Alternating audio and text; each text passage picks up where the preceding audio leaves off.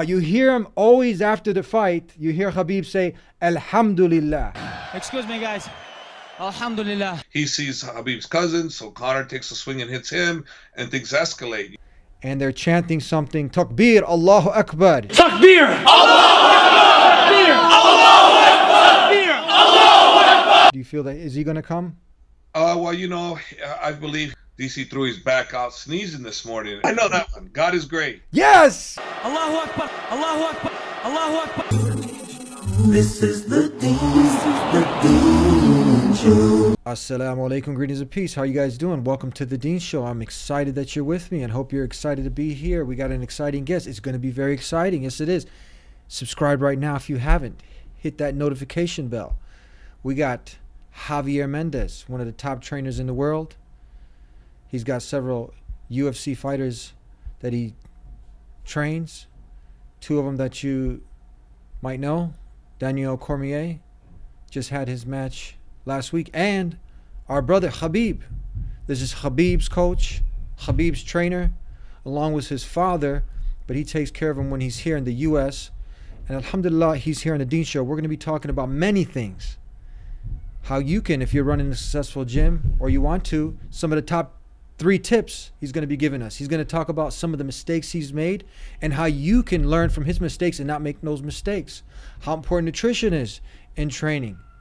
We're going to be talking about some of the commotion that happened with Khabib and Conor in his fight. And it's going to get even more exciting because we're going to have a exciting quiz. Call it the Javier Mendez quiz. All that and more on this week's episode of The Dean Show. This is the Dean Show. Javier Mendez, how are you? How are you doing? I'm doing good. Thank you for being with us here on The Dean Show. Thanks for having me on board. Javier Mendez, let's take you back a little bit.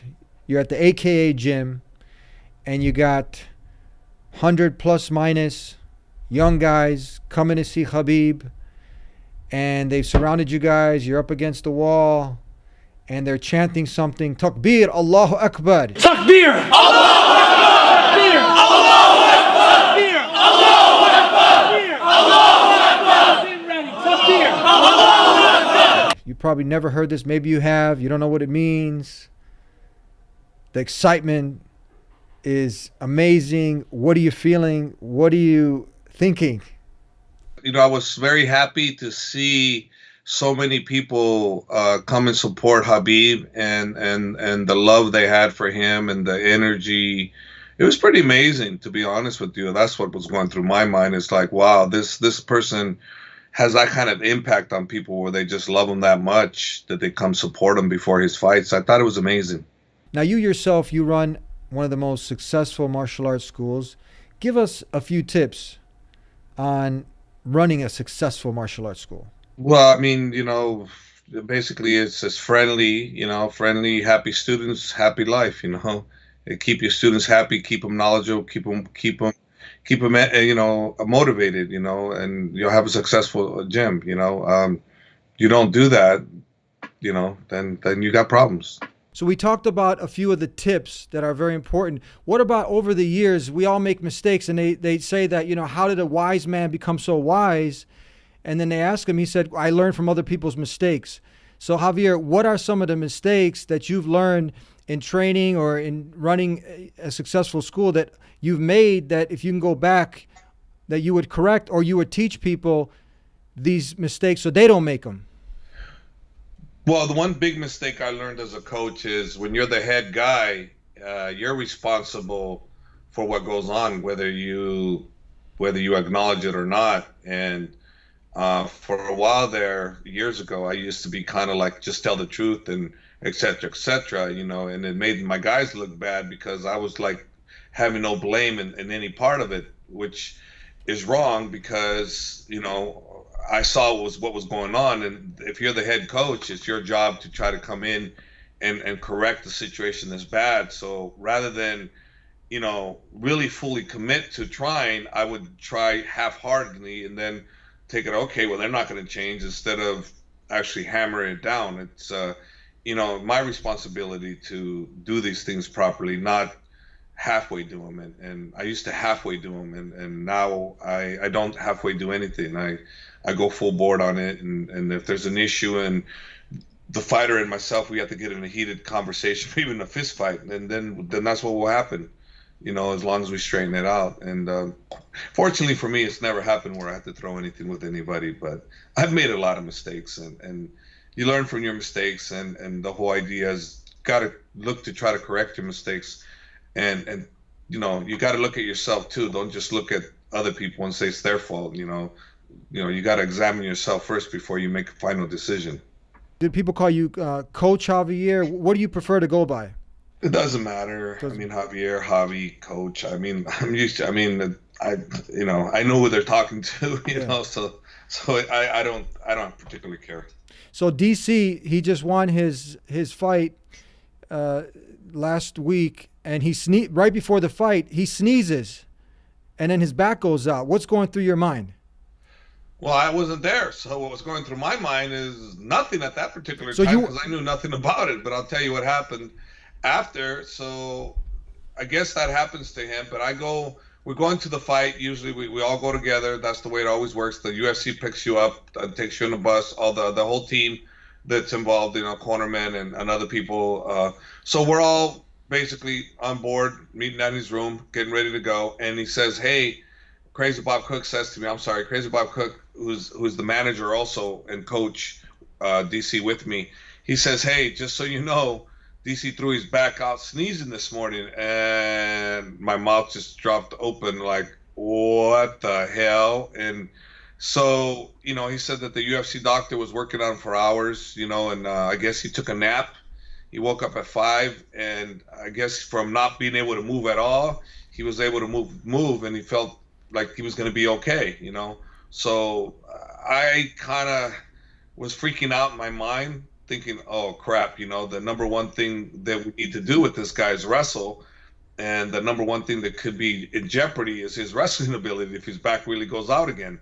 And hopefully that didn't happen to us, but had his back gone out again, oh my gosh, we would have had a hell of a time with Derek, because wrestling was the reason why we were able to nullify and beat him as easy as we did. It wasn't that he's not tough, it's just his wrestling wasn't to the ability of where DC's at, and we knew that Derek's never felt the kind of pressure in wrestling that DC was going to give him.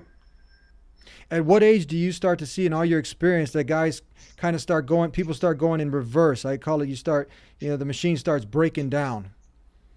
And it's really hard, because DC's 39 and he's better than ever. So, I mean, you're supposed to slow down, and he's getting injured, but, he's better than he's ever been. So, and I've seen other guys that 35, 36, and they're not. So, I guess on an average, I guess 35, 36 is when you probably start seeing a little bit. But in MMA, I think you'll find more people past 36 that are still competing at the highest level and winning. DC is one prime example of that. Jacare is another one, Fabricio Werdum is another one, So a lot of these guys in MMA appear to be able to compete at the highest level at a later age, like whereas in boxing, they start falling off, at around 34, 35, they start falling off. Unlike, someone like Bernard Hopkins, who, was in his late 40s and still whooping everybody's butt. So very rare in boxing. Seems to be more common in MMA, that the age they're able to perform at a longer pace. What advice do you give for guys to have better longevity and to be able to last longer in martial arts? Basically, listen to your body. Don't listen to your coach. Your coach sometimes does not know what your body knows. If your body's saying take a rest and your coach is saying let's do this, let's do that, and push it, you really got to listen to your body. And if your body says you need a rest, tell the coach. And if he doesn't listen to you, then find another coach. Oh, that's some great advice. Tell us when you had all those, going back to the moment when you had all of those people in the blue shirts, the guys, and I can see your surprised look. Have you ever had that many people come into your academy to support one person, to show that kind of love? Did you ever experience something like that? When they came into Rudam, Khabib? Look, with Khabib, this is what happens. Okay, this is very typical average. We get calls when he's in camp. I want to come down and see Khabib. I just want to meet him for a minute, or even just take a picture with him. I'm willing to drive 6 hours. I get that all the time. I'm willing to drive 6 hours just to meet him, and they do that all the time. They come in, they wait outside, and they take a picture with him, and they're going off, and they're happy as heck. They're like, oh my God, I can't believe I met him. That type of thing. I had one guy come. He's a pilot. He came from Dubai, flew all the way down here, went to San Francisco, rented a car, comes all the way over here, meets Khabib for 1 minute, gives Khabib a present, and happy as hell. That was his main goal, just to meet him. I've never had that with any of my guys, not remotely even close, none of them. He gets more love by himself than anybody all my people that I've ever had, all put together, and he still gets more love than they all do. It's unbelievable. When you go ahead and you see, now being in the sport for so long, yourself also a competitor, how have you seen it come when at one point did you see there was more of the respect and the honor, a lot of those principles that were at one point kind of get diminished, and we saw that in the Conor McGregor Khabib fight where the great disrespect that was happening. Do you saw as we started to advance, we kind of went into a decay as far as that respect and the honor that's come with the martial arts? It's kind of more concerned about other things, fame and popularity, and kind of getting to a higher level by being the most disrespectful, saying the most craziest, outlandish things. Have you seen a difference from when you were fighting then and now? No, this is really just one person, maybe two people tops, and he just happens to be great at marketing himself and the art of war. He does that. I just my feeling on that is that I just wish he wouldn't say religion, family, or politics. Just keep those things out of it. And you want to create a buzz, create it, but you're using hate to create attention, and I just think that at the very least let the person know that that's not the right thing to do, and if he chooses to do it, then you decide if you want to attach yourself to that individual or not. But I never want my guys to promote any of those three, and if they did, I would talk to them about them, and if they choose to continue to do it, then I have a choice on whether I want them with me or not. And I've never had that, so I really can't say what I would do because, I'm always on the fighter side, good or bad, how they feel. My fighters are all different. I treat them all different. So we don't all have one set standard, except for I just want my guys to be good people. But I do allow other people to do more than others. So it's not everybody falls in line or I'm cutting you. No, we have to have the compassion to see things from their perspective too. We can't just listen to our voices and our thoughts. We have to listen to their thoughts and their voices too. Tell us your reaction. What also is going through your mind? Khabib just wins the fight, and you guys are kind of at the after event at someone's house, and then he excuses himself to go and pray. Yeah. Can you tell us about that scene and that scenario? Well, here we go to a situation where after the fight, he does what he does, jumps the cage, which he should have never done. Nobody should condone that, and I'm sure it's not something that he feels he should have done, and he knows he was wrong for it. But he also got pushed to the buttons 2 months prior. So every day someone's pushing your button, then all of a sudden you do something like that, and obviously you know it wasn't the right thing, but you couldn't help yourself. We all been through that, especially when you attack those three items that I'm mentioning. So we go back. He's already got that in his mind, and then once he tells me he was sorry, he didn't mean to do it, I apologize. I said, it's okay, don't worry, things will work out. And so something good usually comes out of something bad, and 10 minutes after I tell him that, Putin calls him, and he's never really spoken to Putin, and Putin calls him and congratulates him, and basically just said he was proud of him for how he stood up for his family, his country, and he was very proud of him. So, something that was created to make hate, out of a fight became more unity in one sense. So you used the bad and made good out of it, I think that was pretty interesting. And from that point, Khabib has been meeting a lot of powerful people, presidents, the king of Abu Dhabi. He's been on a worldwide type of, kind of traveling somewhat. A lot of important people are realizing how special he is. I mean, he just got, I think he just got voted to the assistant to the head of Dagestan. He's the assistant to that individual now. It's on the news. You can see it where it says Khabib is taken on as the assistant, or they offered it to him, which is a huge honor. Have you any plans, or have you ever been down to that part of the world? No, I keep chickening out, and he says I'm because I tell him I'm going to go, and I never do, but I am planning on going. I think January. This time around, I'm definitely going to go to Dagestan. I don't know, for 2 weeks or a month. I'm not sure yet. We'll see what happens, but I'm definitely going. How important is it nutrition into the fighters that you have?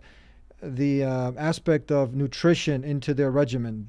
It's key. It's key. What you put in is what you put out.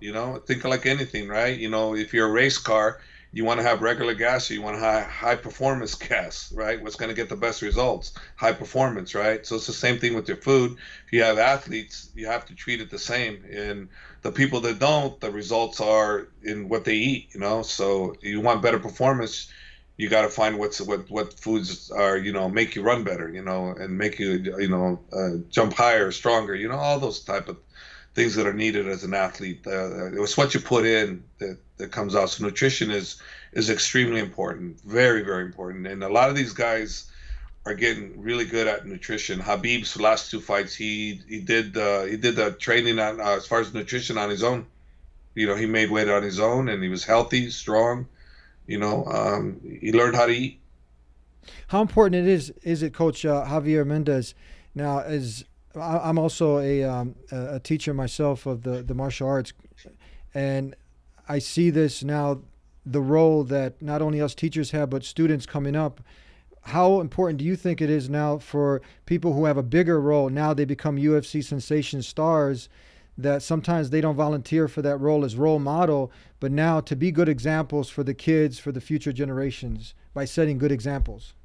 Well, I think it's extremely important if you're in that position and you understand that. If you don't understand that, you should try to at least understand it, and then you can make a wise choice on whether you want to be a role model or not. You don't have to be. It's your life. You can do what you want. But if you care about the youth of America and around the world that are inspired by you, then you would want to try to be the best person you could be. But no one's forced to be anything that they don't want to be. The whole idea is to expose you to the good side of things and see if that's something that is to your liking. If it's not, you're not going to do it. You can't force anybody to be nice. It's either in them or it's not.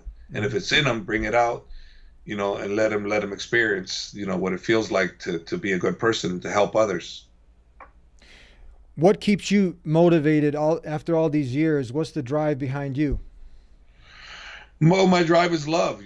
I look forward to come to the gym. I'm not looking like, oh, damn, I got to go train so-and-so. No, I look forward to it, and I always tell my guys when they have a meeting with me, they're scheduled to train with me. If they don't show up, I just tell them, look, you're not going to get me ever upset if you don't show up. I'm at my gym anyway, so I'll just do something else. So if you're not here, you're not here. I go, but you need to be responsible, because don't think that you can continue to break dates with me and I'm going to still be here to train you. If you're responsible, I'm responsible. If you're not going to show up, let me know, and it doesn't matter as long as you let me know. But if you don't let me know and you never show up and I'm here, and then I'm going to look at my priorities and go, hey, you know what? I think I want to go eat with my friend here, or I think I want to go somewhere else. So don't expect me to be here if you're not here for me. And those are some of the principles that really work really well.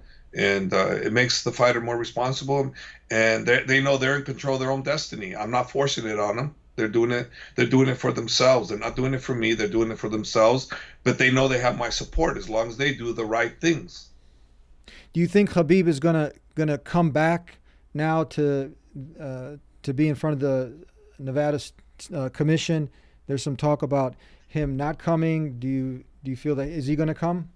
Well, I believe he will come. The only way he won't come and he shouldn't come is if Conor doesn't come. Why should he come? Yeah. Don't give an exception for one person and the other person doesn't. I mean, they're both guilty.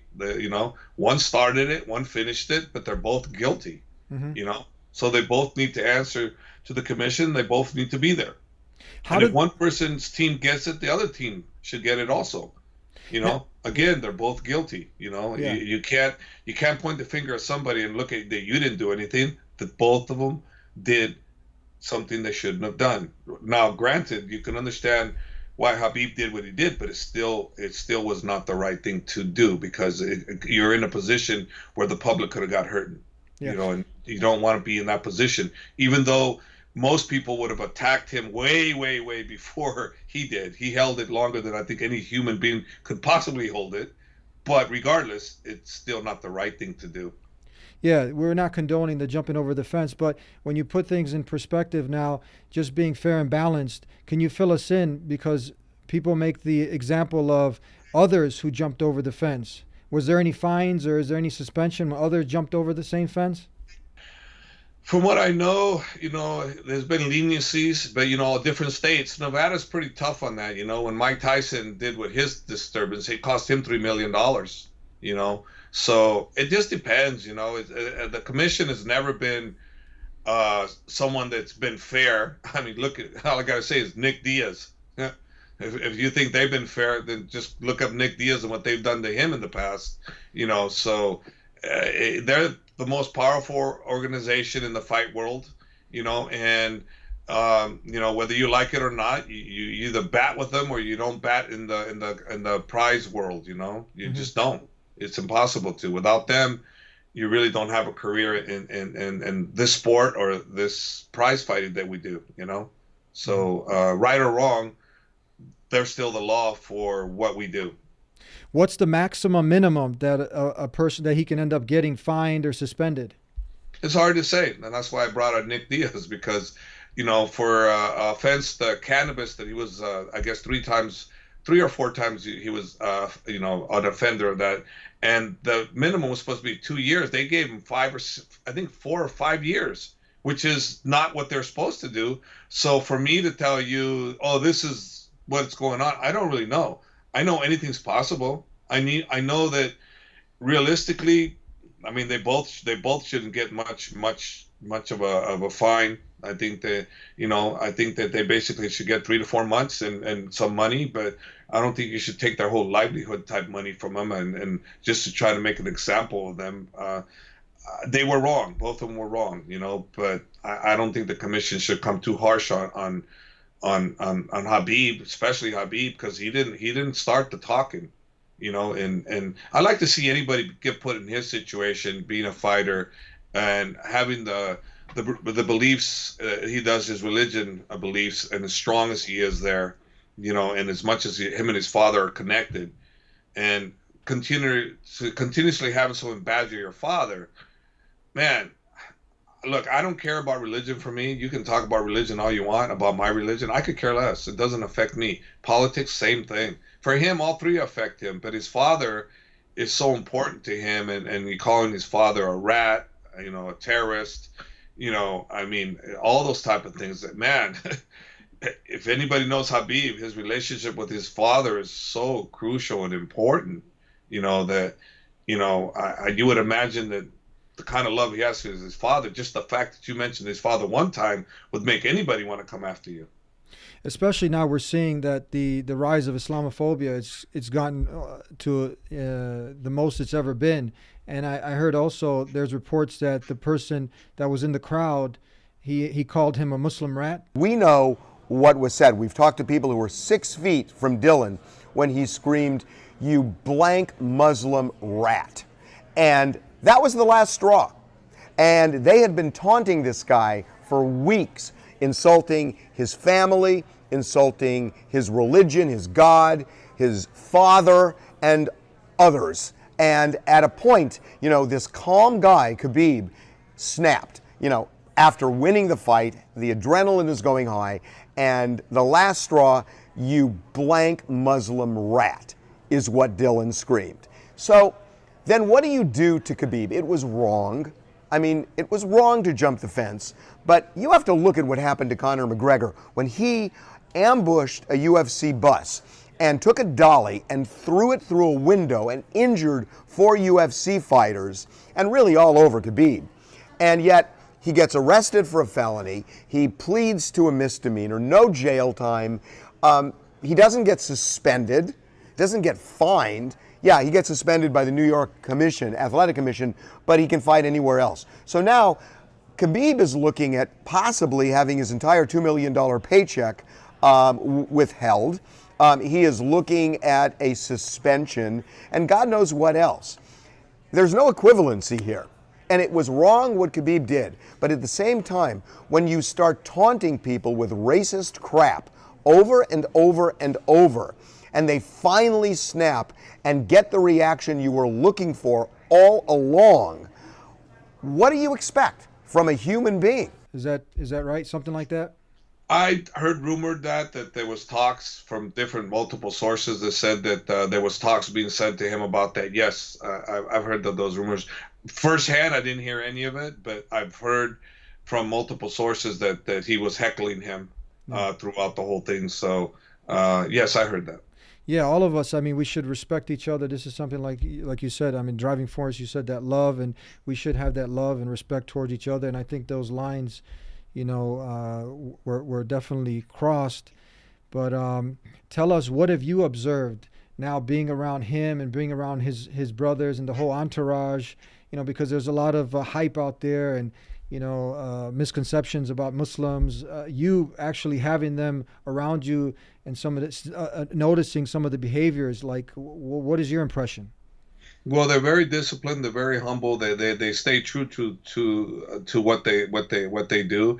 But the one exception that I don't know if it's within their code, but they stick with each other. You hurt one, you hurt the other. If you do wrong to one, you got to do wrong to all of them. They're like legit family. You can't come at one and expect the others to just stand there and you do wrong to one of them. It just doesn't happen. They stick together. That's why, like Khabib's saying, if you're not going to punish the other guys and just punish my guys, then tear up my contract because you'll never see me fight again. And he's not lying. He's like, hey, fair is fair. Treat us fair. If we're all guilty, then give us all the same kind of punishment. But don't think you can give me special privileges and you condemn my guys who are really not involved other than trying to help me. Mm-hmm. And I see his point 100%, and that's what you're supposed to do. You're supposed to stand up. You're supposed to stick up for people that are there to help you. And reference that Conor did the same thing. Conor didn't know what was going on. The fence was jumped. His cousin was up on the fence. Conor was up on the fence. Conor's already thinking Khabib's already potentially doing what? Hurting my guys. So he sees Khabib's cousin. So Conor takes a swing and hits him and things escalate, Not saying that Conor was right in doing what he's doing. No, I'm not saying that. He was wrong. But so was Khabib for jumping the fence. So I'm just saying they're all wrong, and it all started because of the discussion of the politics, the discussion of the religion, discussion of the family. Had those topics been avoided, it would have never happened. Just as much as had I been able to foresee what was going to happen, I would have told him, to focus on being cool after the fight, because I was working with him. Once we knew the fight was signed, I said, look, listen, he's a master at the art of war. He's going to come at you, religion, family, politics. He's going to say all these bad things. I need you to stay in control. And I told Khabib, you either fight back, but if you fight back in a fun way, or you do nothing. And, we were going to do a scenario where he first came out and I wanted to put somebody in a chicken outfit, and have Khabib chase him down, in a fun way, and Khabib said, no, coach, please, I don't want to do that. I don't want to combat at him like that. I said, okay, respectful. So don't go at him in a mean way then. And he didn't. But what I didn't think about is what to do after. So every day we were talking about, stay humble, stay relaxed. Use all this energy against him to benefit you in when it counts in the cage, because that's when it counts. This is not real life or death. This is a competition. So you got to learn to win in that in that arena. So I work with him on that, but I never said anything about once you beat him, then be professional, stay this, because I think had I done that, I think we might not have seen what happened. So I kind of blame myself for not thinking about that. And also, instead of going in the cage right away, like some of the other guys did, I went on the outside, like celebrating with friends, like, hey, high five type thing. And, I should have went in the cage first, because I had gone in the cage like I should have. It would have never happened, because I could have stopped him. I could have stopped him. And so I'm partly to blame on that too, even though you're saying, well, what, it's not your fault. Well, it kind of is, because if I'd have stepped in there, I know the kind of what I mean to him and respect factor. So I know that if I'm there, or if his father would have been there, it would have never happened. That's deep. I like what you said. So, I mean, it's always a learning experience, and you're evaluating it from every aspect. Let's have a few, before we cut out, just a few more, a couple more questions. We'll make this, we'll call it the Javier Mendez quiz. Since you're around most of the fighters you hear Khabib say certain words. I dedicated to help people understand some of the common things that you'll hear him say. I want to know you spend a lot of time with him. It's been years now, right? Since 2012, he was with me. Your second UFC fight on up to every one after that. Yeah, so some of these words I'll give you. Let's see how good you do with the quiz. You probably heard this. Too bad. Probably, we'll have some fun. We'll start with this. I'll say it. Khabib says it. I'll say it, and then you give me. Let's see how good they are. We're not going to blame you. We're going to blame them for not teaching you some of the meanings behind these words, because it's so important. Assalamu alaikum. Say salam alaikum. Have you heard that before? I hear it, but I'm assuming, I don't know. I don't know what, I'm assuming how you doing. I don't know. No problem. Khabib, you got to do some work here. Okay.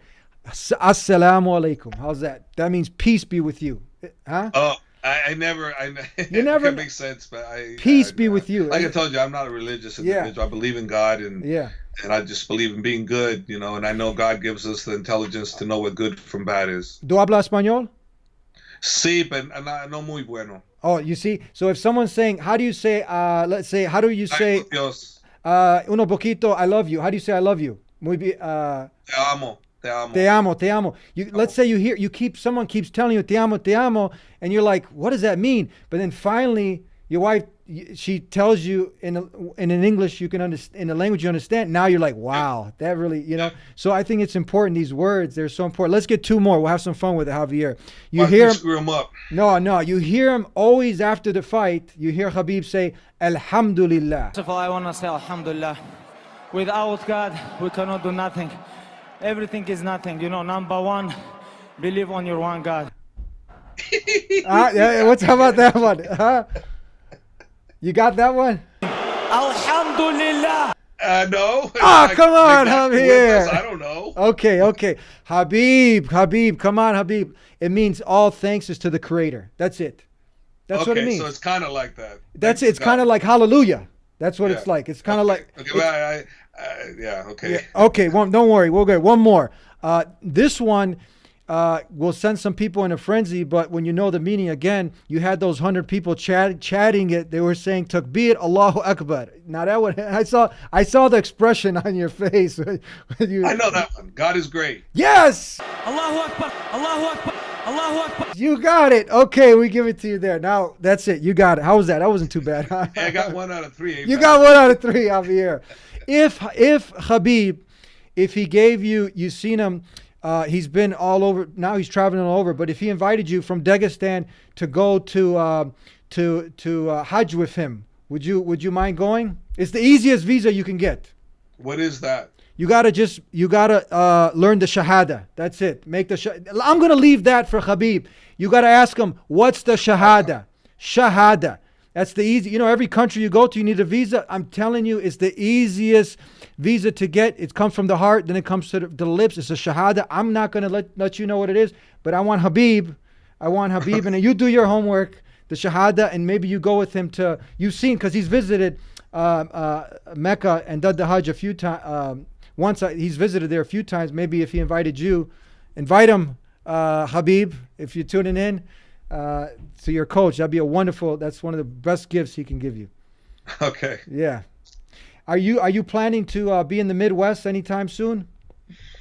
Well, Ali, Habib's manager, asked me if I was available to go to Morocco. Oh, Morocco, beautiful. Yeah, so Habib is doing something in Morocco, or he's going to Morocco, but he's gonna do something good for people. They're doing some kind of donation. I read online that it was $1 million. He's donating $1 million for some. I don't think it's Morocco. Something related to helping underprivileged countries. Oh, okay, beautiful. You got a friend, a brother here in Chicago. If you want to stop in and say hello, we're here. Thank you so much. I really appreciate you taking the time to be with us here on the Dean Show. Thanks for having me. Thank you. God bless you, Javier. Thank you again, Javier Mendez, for being with us here on the Dean Show. I really appreciate you for that. And we left the homework for Khabib to go ahead and opening to share what the Shahada is. And inshallah, you can go ahead and explain that to our friend Javier Mendez. For those who are too excited to wait, I actually did a program on the Shahada when Sinead O'Connor took hers. And I'll leave that in the link below. You can go ahead and watch that so you can have a further clarification and a better understanding. And if you want some more information on some of those words that we tested, we did the fun quiz with Javier Mendez with, you can go ahead and I'll leave that in the link below on those words where you hear our brother Khabib saying them quite often. Again, thank you guys. And in closing, you guys are probably wondering, where's Khabib? Why hasn't Khabib been on the Dean Show yet? Well, you guys keep making dua, keep sharing, keep getting the message to him. And inshallah, we'll do our part. And when Allah is with you, when the Creator is with you, there's nobody that can stop you. If it's meant to happen, it's going to happen. And inshallah, until then, you guys still stay connected to God. Stay connected to prayer. Keep it humble, keep it respectful. And to our brother Khabib, send me the location. Let's make it happen. Send me the location, my brother. Until next time, peace be with you. Assalamu alaikum.